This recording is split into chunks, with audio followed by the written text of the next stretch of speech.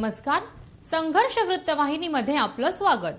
घेऊया ठाणे आणि आसपासच्या परिसरामधील घडणाऱ्या महत्त्वाच्या घडामोडींचा आढावा. चैत्र शुद्ध प्रतिपदा म्हणजेच गुढीपाडव्याच्या शुभमुहूर्तावरती ठाण्यातील ऐतिहासिक श्री छत्रपती शिवाजी महाराज मैदानावर यंदाही चैत्र नवरात्र उत्सवाचा भक्तीचा महासागर उसळणार आहे. शिवसेना ठाकरे पक्षाचे नेते माजी खासदार राजन विचारे यांच्या मार्गदर्शनाखाली आनंद चॅरिटेबल ट्रस्टतर्फे आयोजित या उत्सवाचे हे 31वे वर्ष असून यंदा धाराशिव येथील आई तुळजाभवानी मंदिराची 70 फूट उंच भव्य प्रतिकृती ठाणेकरांचे मुख्य आकर्षण ठरणार आहे. गुरुवारी वाजत गाजत देवीचं आगमन सोहळा होणार आहे. 300 जणांचं लेझिम पथक, वारकरी संप्रदाय, झांज पथक, बँड, घोडेस्वार, आदिवासी नृत्य, दांडपट्टे आणि मावळ्यांच्या लव्याजम्यासह ही मिरवणूक काढण्यात येणार आहे. तर मंदिराच्या प्रतिकृतीची देखील काही विशेष वैशिष्ट्ये आहेत. 70 फूट उंच शिखर आणि त्यावरती नक्षीकाम, देवदेवतांच्या आकृत्या, तसेच 36 बाय 24 फुटांचं भव्य असा मंडप, 40 बाय 40 फुटांचे भव्य नवकुंडात्मक यज्ञक्षेत्र, दीपमाळा, भव्य प्रवेशद्वार, फुटपाथ लगत प्रभू श्रीराम आणि हनुमान यांच्या विशेष प्रतिकृती येथे ठेवण्यात येणार आहे. नवकुंडात्मक सहस्त्रचंडी महायाग येथे संपन्न होणार आहे. त्याचबरोबर दररोज या ठिकाणी विविध प्रकारच्या सांस्कृतिक कार्यक्रमांचं देखील आयोजन करण्यात आलेलं आहे. त्यामध्ये संतोष चौधरी यांची कोळी गीते, हबप निवृत्ती महाराज यांचं कीर्तन, भोजपुरी लोकसंगीत night, colours of Bollywood, Nilesh Thakkar यांचा दांडिया रास, नवदुर्गा नवरत्न पुरस्कार वितरण, युवा प्रस्तुत पारंपरिक लोकगीते, शिवगीते, भोंडला, मराठी रासरंग, उधळीया रंग स्वरांचे, तसेच भव्य अशा स्वरूपामध्ये देवीची वाजत गाजत मिरवणूक काढून 27 मार्च रोजी देवीचं विसर्जन देखील करण्यात येणार आहे. या महोत्सवात सर्व भाविकांनी मोठ्या संख्येने उपस्थित राहून देवीचं दर्शन आणि सांस्कृतिक कार्यक्रमाचा आनंद घ्यावा असं आवाहन आनंद चॅरिटेबल ट्रस्टच्या वतीने करण्यात आलं आहे. विचारे साहेब, काय सांगाल, दरवर्षीप्रमाणे यंदा देखील चैत्र नवरात्राचा मोठा उत्साह पाहायला मिळाला ठाणेकरांना. यंदा कशामध्ये जय्यत तयारी करण्यात आलेली आहे? पाहिलं तर अनेक लोक ठाण्यामध्ये या चित्रनगरीसाठी भेट देतात. मला वाटतं ठाणे शहर एक सांस्कृतिक शहर आहे आणि या सांस्कृतिक शहराची परंपरा जपण्याचं काम धर्मवीर आनंदीगे साहेबांनी सुरू करून दिले होतं आणि तोच वारसा घेऊन मला वाटतं आनंद चॅरिटेबल ट्रस्टच्या माध्यमातून चैत्र नवरात्रोत्सवाची स्थापना या ठिकाणी 31व्या वर्षी, आता यंदाचं 31वं वर्ष आहे आणि हे करत असताना मला वाटतं महाराष्ट्रातील ठाणेकरांचे असतील, मुंबई येथली असतील, हे महाराष्ट्रातली सर्व मंडळी या ठिकाणी भक्ताच्या म्हणजे सर्व भक्तगण या ठिकाणी देवीच्या दर्शनाला येत असतात आणि मला वाटतं आतुरतेने त्याची वाट बघत असतात. गुढीपाडव्याच्या शुभमुहूर्तावर मला वाटतं या देवीची आगमनाची मिरवणूक कळवा इथून निघणार आहे आणि त्यामध्ये महाराष्ट्रातले जेवढे ढोल ताशा पथक आहे, त्यानंतर आमचे जे आदिवासी बांधव आहेत ते सुद्धा यामध्ये सामील होणार आहेत आणि वेगवेगळे वारकरी या महाराष्ट्रातून सुद्धा या ठिकाणी येणार आहेत आणि अशा पद्धतीने मला वाटतं सर्व ठाणेकर सुद्धा यामध्ये सहभागी होत असतात आणि वाजत गाजत या ठिकाणी देवीचं आगमन गुढीपाडव्याच्या दिवशी या ठिकाणी होत असतात. ठाकरे कुटुंब देखील या ठिकाणी असतात, स्वतः वहिनी या ठिकाणी आरती करत असतात, पाहायला मिळतं. मला असं वाटतं सर्व ठाकरे बंधू म्हणजे उद्धव बाळासाहेब ठाकरे, त्याचबरोबर आमच्या रश्मी वहिनी असतील, आदित्य असतील, यावेळेला राज ठाकरे साहेबांना सुद्धा आम्ही आमंत्रण देणार आहोत आणि ही सर्व मंडळी, राजकीय मंडळी सुद्धा या ठिकाणी देवीचे भक्त येत असतात आणि खऱ्या अर्थाने देवीचा आशीर्वाद घेण्यासाठी ही मंडळी येत असतात. तर एकीकडे युद्धजन्य परिस्थिती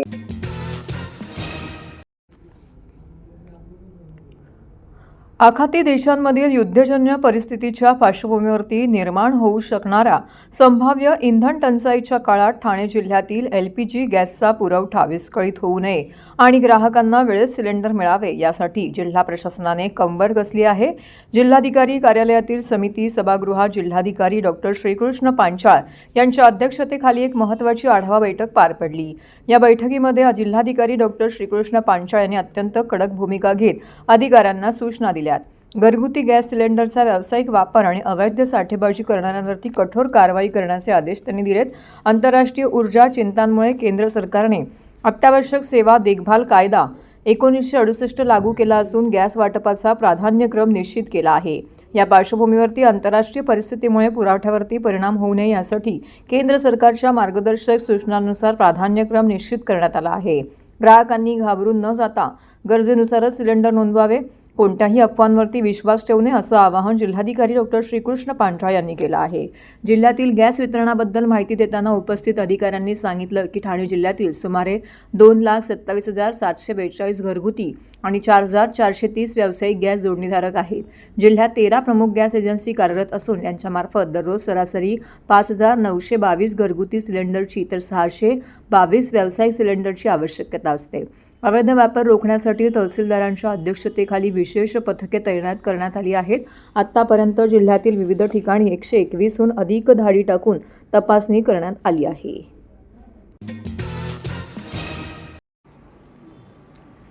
डॉक्टर जितेंद्र आव्हाड यांच्या सूचनेनुसार तथा जिल्हाध्यक्ष मनोज प्रधान यांच्या शिफारशीवरून राष्ट्रवादी काँग्रेस शरदचंद्र पवार पक्षाच्या ठाणे महानगरपालिकेतील गटनेतेपदी नगरसेवक अभिजित पवार यांची निवड करण्यात आलेली आहे.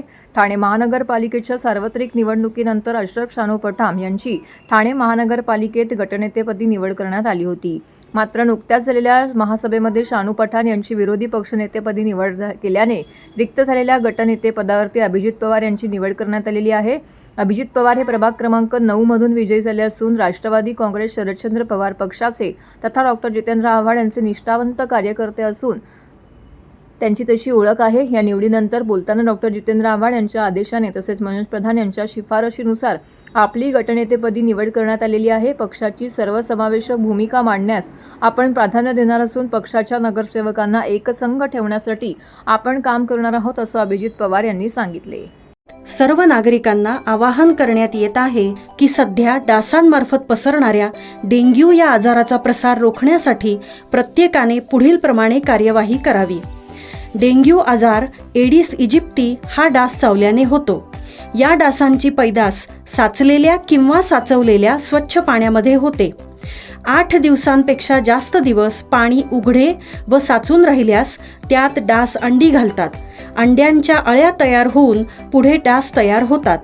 यासाठी आपल्या घरातील पाणीसाठे उदाहरणार्थ बॅरल्स, पिंपे, टाक्या, हौद, रांजणे इत्यादी दर आठवड्याला रिकामे करून घासून पुसून कोरडे करून पुन्हा भरावे. 1 दिवस कोरडा दिवस म्हणून पाळावा. पाणी साठ्यांना घट्ट झाकणे बसवावीत किंवा जुनी साडी, चादर, धोतर यांनी बांधून झाकून ठेवावीत, म्हणजे डास त्यात जाऊन अंडी घालणार नाहीत. घराच्या गच्चीवर, आजूबाजूला, अंगणात कोठेही पाणी साचू देऊ नये. भंगार सामान उघड्यावर टाकू नये. उदाहरणार्थ टायर्स, प्लास्टिक सामान, कुंड्या, टाकाऊ वस्तू इत्यादी. अशा सामानात पावसाचे पाणी साठून त्यात डेंग्यूच्या डासांची पैदास होते. घरातील कूलर्स, फ्रीजच्या पाठीमागील ट्रे हे देखील वेळोवेळी कोरडे करावेत. लक्षात ठेवा, नुसत्या फवारणीने डास घनता कमी होत नाही, तर त्यासाठी डास पैदास ठिकाणे नष्ट करणे ही आपल्या सर्वांची जबाबदारी आहे. कोणताही ताप अंगावर न काढता जवळच्या शासकीय रुग्णालयात मोफत औषधोपचार घ्या. अशा प्रकारे नागरिकांनी सहकार्य केल्यास डेंग्यूचा प्रसार रोखणे सहज शक्य आहे.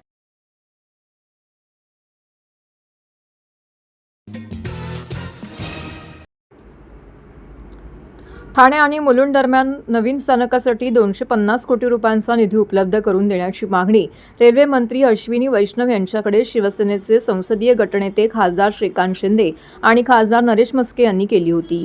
डॉक्टर निधी अश्विनी वैष्णव यांनी मंजूर केलेला असून तो प्रस्ताव रेल्वे बोर्डाकडे गेल्याने लवकरच स्थानकाचे काम मार्गी लागणार आहे. या स्थानकाला धर्मवीर आनंद दिघे स्थानक असं नाव देण्याची मागणी आज संसदेमध्ये ठाणे लोकसभेचे खासदार नरेश म्हस्के आणि शिवसेना मुख्य नेते उपमुख्यमंत्री एकनाथ शिंदे साहेब यांच्या वतीने केली. संसदेत रेल्वे मंत्रालयाशी संबंधित 2026-27 या वर्षाच्या अनुदान मागणीवरती ठाण्याचे खासदार नरेश म्हस्के यांनी अभ्यासपूर्ण मांडणी केली. 26 लाख लोकसंख्या असलेल्या ठाणेकरांच्या प्रवासाचे मुख्य साधन रेल्वे आहे. ठाणे रेल्वे स्थानकातील गर्दी कमी करण्यासाठी ठाणे ते मुलुंड रेल्वे स्थानकादरम्यान नवीन स्थानक उभारण्यात येत आहे. काही काळ हे काम संथ गतीने सुरू होतं. आता या कामासाठी 250 कोटींचा निधी रेल्वे मंत्री अश्विनी वैष्णव यांनी मंजूर केला आहे. याबद्दल संसदेत खासदार नरेश म्हस्के यांनी अश्विनी वैष्णव यांच्या ठाणेकरांच्या वतीने जाहीर आभार मानलेत. नवीन रेल्वे स्थानकाला धर्मवीर आनंद दिघे रेल्वे स्थानक नाव देण्याची मागणी खासदार नरेश म्हस्के यांनी केली आहे. तसेच अमृत भारत स्टेशन या योजनेअंतर्गत ठाणे रेल्वे स्टेशनच्या मोठ्या दर्जाच्या अपग्रेडेशनचा प्रस्तावासाठी 949 कोटी रुपयांचा खर्च अपेक्षित आहे. तो प्रस्ताव मध्य रेल्वे विभागाने सादर केला आहे, परंतु रेल्वे बोर्डाकडे प्रलंबित आहे. तो त्वरित मंजूर करावा अशी मागणी खासदार नरेश म्हस्के यांनी लावून धरली आहे. वनवासी कल्याण आश्रम ठाणे महानगर यांच्या वतीने महिला दिनानिमित्त विशेष कार्यक्रमाचं आयोजन करण्यात आलं आहे. हा कार्यक्रम नौपाडा ठाणे येथील वृंदावन मंगल कार्यालय मिनी बँक्वेट हॉल येथे उत्साहात पार पडला. कार्यक्रमाच्या अध्यक्षा म्हणून तन्वी हर्बल ठाणे यांच्या संचालिका डॉक्टर मेधा मेहेंदळे उपस्थित होत्या, तर प्रमुख पाहुण्या म्हणून आनंद विश्व गुरुकुल ठाणे यांच्या मुख्याध्यापिका डॉक्टर वैदेही कोळंबकर यांची उपस्थिती लाभली. कार्यक्रमाची सुरुवात मंगल शेळके यांनी उपस्थितांचं स्वागत करून केली. तसेच वनवासी कल्याण आश्रमाची माहिती सांगितली. प्रमुख पाहुण्यांच्या हस्ते दीपप्रज्वलन व प्रतिमा पूजन करून कार्यक्रमाचं उद्घाटन करण्यात आलं. त्यानंतर भाग्यश्री गोडसे यांनी संघटन मंत्र सादर केला. अपर्णा पटवर्धन यांनी नारी शक्ती व महिला दिन यावरील महत्त्व विशद केलं. वनवासी कल्याण आश्रमाच्या महिला कार्यकर्त्या ज्योतिका चितळे, कविता भानुशाली, मिताली देशपांडे, भारती राणे, अमृता हडकर, रत्नमाला डहाके यांनी उपस्थितांसाठी वनवासी कल्याण आश्रमाची महती पथनाट्यातून प्रभावीपणे सादर केली. यावर्षी 75 वर्ष पूर्ण करणाऱ्या वनवासी कल्याण आश्रमाच्या ज्येष्ठ नारीशक्तीचा विशेष सत्कार करण्यात आला. श्रीमती आशाताई कुलकर्णी, श्रीमती जयश्री आंबीकर, श्रीमती रत्नमाला डहाके, अरुंधती लिमये, वृषाली नानिवडेकर, श्रोतिका चितळे, ज्योतिका चितळे, सदाशिव अंबिकर, प्रकाश कुलकर्णी, ज्येष्ठ कार्यकर्त्यांचा मान्यवरांच्या हस्ते सत्कार करण्यात आला. 75 पूर्ण केलेल्या कार्यकर्त्यांचं औक्षण 8 महिलांच्या कार्यकर्त्यांच्या हस्ते करण्यात आले. शाल श्रीफळ देऊन सगळ्यांचा सत्कार करण्यात आला. उत्सवमूर्ती रमेश वांद्रे, सचिव ठाणे महानगर यांनी काव्यरूपी अभिवादन केलं. तर कार्यक्रमादरम्यान सर्व उपस्थित महिलांना महिला दिनानिमित्त मिताली देशपांडे आणि मानसी हडकर यांच्या हस्ते गुलाबाचं फूल देऊन सन्मानित करण्यात आले.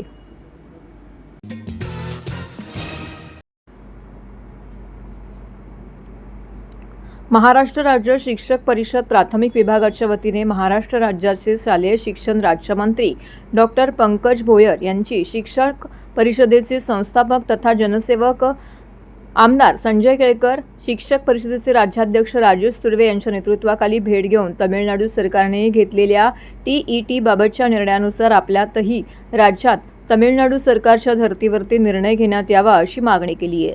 सर्वोच्च न्यायालयाच्या निर्णयानुसार प्राथमिक व माध्यमिक शिक्षकांना 2 वर्षात शिक्षक पात्रता परीक्षा उत्तीर्ण होणं बंधनकारक केल्यानंतर राज्यात शिक्षक संवर्गातून पदोन्नती पदे भरण्याच्या प्रक्रियेत शिक्षक पात्रता परीक्षा उत्तीर्ण असणं अनिवार्य करण्याचा निर्णय शालेय शिक्षण विभागाने घेतला आहे. राज्यातील 1ली ते 8वीच्या वर्गाला अध्यापन करणाऱ्या शासकीय निमशासकीय असंख्य शिक्षकांना TET CTET परीक्षा 2 वर्षात उत्तीर्ण होणं बंधनकारक केलं आहे. राज्यातील 1ली ते 8वीच्या वर्गाला अध्यापन करणारे अनेक सेवाज्येष्ठ शिक्षक पदोन्नतीसाठी पात्र आहेत. अशा सेवाज्येष्ठ शिक्षकांना पदोन्नती मुख्याध्यापक, केंद्रप्रमुख, केंद्र समन्वयक, विस्तार अधिकारी, विषय शिक्षक पदांना CET परीक्षा उत्तीर्ण होणं बंधनकारक आहे. राज्यातील स्थानिक स्वराज्य संस्था, खाजगी शिक्षण संस्थातील शिक्षण भरतीसाठी पवित्र प्रणालीमार्फत शिक्षक पात्रता परीक्षा CTET घेण्यात येते. सदर परीक्षा उत्तीर्ण होण्याकरिता अनुसूचित जाती, अनुसूचित जमाती, विमुक्त, भटक्या जमाती, इतर मागासवर्गीय, दिव्यांग यांच्यासाठी 5% गुणाची सवलत म्हणजेच उत्तीर्ण होण्यासाठी 55% गुण असणं आवश्यक आहे. माजी सैनिक, शहीद सैनिकांच्या पत्नी, त्यांचे कुटुंबीय यांना 15% गुणाची सवलत देण्यात येते. उत्तीर्ण होण्यासाठी 45% गुणाची आवश्यकता आहे. त्याचप्रमाणे राज्यातील स्थानिक स्वराज्य संस्था, खाजगी शिक्षण संस्थांमधील ज्या शिक्षकांचे सेवा 15 वर्ष त्यापेक्षा जास्त सेवा झालेली आहे अशा ज्येष्ठ शिक्षकांच्या वयाचा, मानसिकतेचा, अभ्यासक्रमाचा विचार करून उत्तीर्ण होण्यास 15% गुणाची सवलत देण्यात यावी. म्हणजे CTET TET परीक्षा उत्तीर्ण होण्यास किमान 45% गुण करण्यात यावी अशी मागणी. सवलत दिल्यास कार्यरत शिक्षकांना ही परीक्षा उत्तीर्ण करू शकतील.